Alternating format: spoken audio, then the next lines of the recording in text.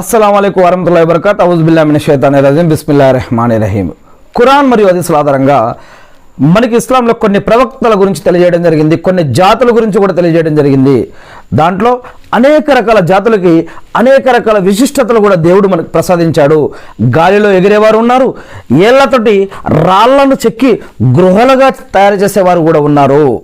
అనేక రకాల మరి పెద్ద పెద్ద మనం మనుషులు ఊహించలేనటువంటి కట్టడాలు కట్టగలిగినటువంటి మరి ఎన్నో అద్భుతాలు చేసేటటువంటి జాతులను కూడా దేవుడు ఇచ్చాడు. వాటిల్లో కొన్నిటిని దేవుడు ఖురాన్లో తెలియజేస్తూ ఉన్నారు.